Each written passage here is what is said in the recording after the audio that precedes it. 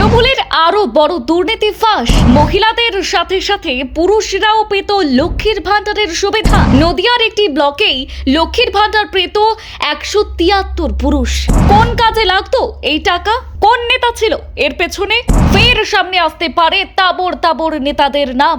লক্ষ্মীর ভান্ডার প্রকল্পে দুর্নীতির অভিযোগ ঘিরে নতুন করেই চাঞ্চল্য ছড়িয়েছে নদিয়ায়। তদন্তে উঠে এসেছে বিস্ফোরক তথ্য।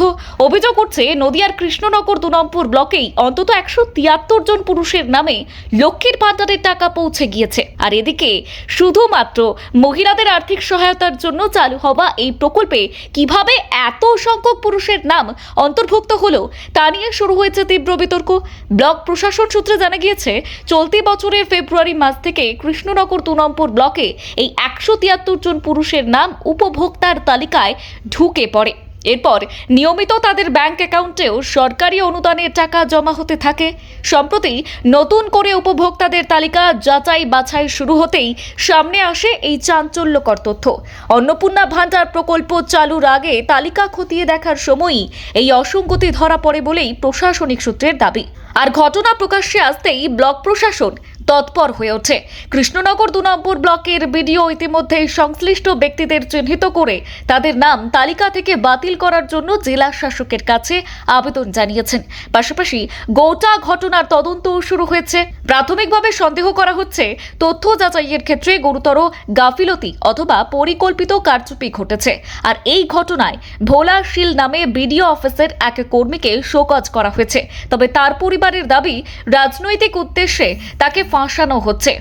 ভোলা শীলের মায়ের অভিযোগ, তার ছেলে কোনো অন্যায় করেননি এবং শুধুমাত্র রাজনৈতিক প্রতিহিংসার কারণেই তাকে দায়ী করার চেষ্টা চলছে। এদিকে লক্ষ্মীর ভান্ডার প্রকল্পে অনিয়মের অভিযোগ নিয়ে কড়া অবস্থান নিয়েছে রাজ্য সরকার।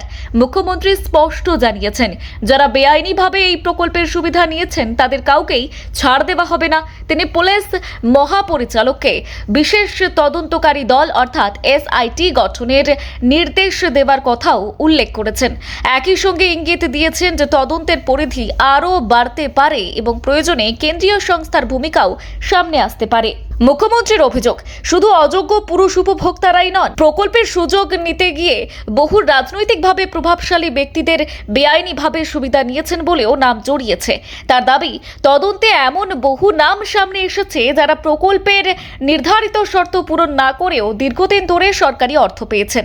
একসময় মহিলাদের আর্থিক স্বনির্ভরতা নিশ্চিত করার লক্ষ্য নিয়ে শুরু হয়েছিল লক্ষ্মীর ভান্ডার প্রকল্প। কিন্তু সাম্প্রতিক ঘটনাগুলির সামনে আসার পর প্রশ্ন উঠছে, উপভোক্তা তালিকা তৈরির সময় কোথায় এবং কিভাবে এত বড় ফাঁক থেকে গেল? একটি ব্লকেই যদি 173 জন পুরুষের নাম পাওয়া যায়, তাহলে রাজ্যের অন্যান্য জায়গাতেও একই ধরনের অনিয়ম রয়েছে কিনা তা নিয়েও জোর জল্পনা শুরু হয়েছে। তদন্তকারীদের একাংশের মতে এটি শুধুমাত্র বিচ্ছিন্ন প্রশাসনিক ভুল নাও হতে পারে। এর পেছনে কোনো সংগঠিত চক্র কাজ করছে কিনা সেই সম্ভাবনাও খতিয়ে দেখা হচ্ছে। ফলে এখন নজর তদন্তের অগ্রগতির দিকে। প্রশাসন, রাজনৈতিক মহল এবং সাধারণ মানুষের কাছে সবচেয়ে বড় প্রশ্ন একটাই, এতদিন ধরে এই অনিয়ম চলল কিভাবে এবং এর নেপথ্যে আসলে কারা রয়েছে? ব্যুরো রিপোর্ট, গলসি বার্তা।